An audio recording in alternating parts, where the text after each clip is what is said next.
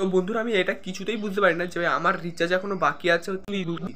তো আমার এখনো 2 দিন ভালো করে চলবে, তার আগে থেকে আমাকে আবার এই কথাগুলো কেন শুনতে হয়? কল করতে যাওয়ার সময় সবাইকে এই কথাটা, একই কথা ভাই সবাইকেই শুনতে হয়।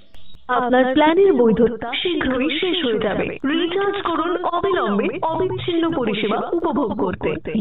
যখনই কল করবো ভাই 2-3 বার করে ভাই এই কথাগুলো শুনতে হবে। ভাই দরকারি কলের সময় ভাই এগুলো পুরো আসবেই, মানে মাথা পুরো গরম হয়ে যায়।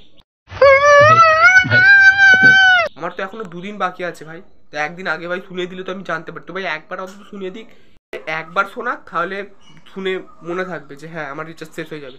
বারবার ভাই যখনই কল করবো ভাই তখনই ভাই একই জিনিস ভাই শুনতে হবে। এগুলো দেখলে না পুরো ভাই মাথা পুরো গরম হয়ে যায়। মানে আমি রিচার্জ করছি, আমার 2 দিন এখনো বাকি আছে, তার আগে থেকে আমাকে এগুলো শুনতে হচ্ছে যে আপনার রিচার্জ শেষ, তাড়াতাড়ি রিচার্জ করুন, নইলে সব পরিষেবা বন্ধ হয়ে যাবে।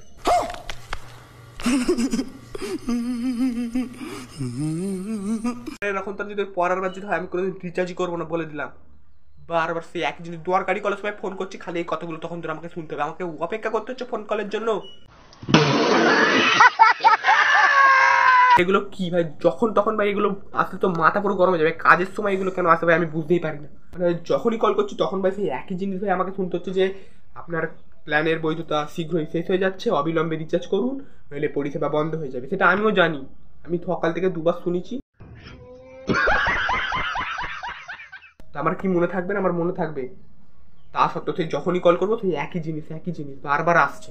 রিচার্জের এখনো 2 দিন ভ্যালিডিটি আছে, তা সত্ত্বেও সেই 2 দিন ধরে আমাকে এইসব কথাগুলো শুনতে হচ্ছে। পুরো মাথা গরম হয়ে গেছে। বারবার সেই যখন আমার রিচার্জ হবে একবার বলুক আমার মনে থাকবে, কিন্তু বারবার যখনই কল করবো তখনই সেই একই কথা আমাকে শুনতে হচ্ছে। দরকারি কল করবো তাও সেই দাঁড়িয়ে থাকে, অপেক্ষা করতে হচ্ছে এই কথাগুলো কখন শেষ হবে, তারপরে কল লাগবে।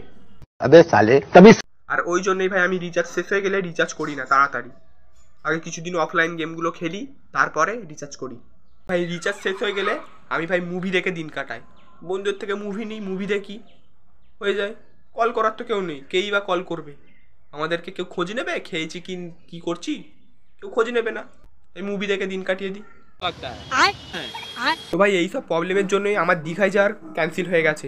কারণ ভাই আমাকে 8টার মধ্যে জানাতে হতো যে আমি দীঘায় যাবো হ্যাঁ কি না, কনফার্ম করতে হতো বন্ধুদেরকে জানিয়ে। কিন্তু আমি ঘুম থেকে উঠতে আমার দেরি হয়ে যায়। আমি যখন ঘুম থেকে উঠলাম তখন দেখলাম 7টা 59 বাজে।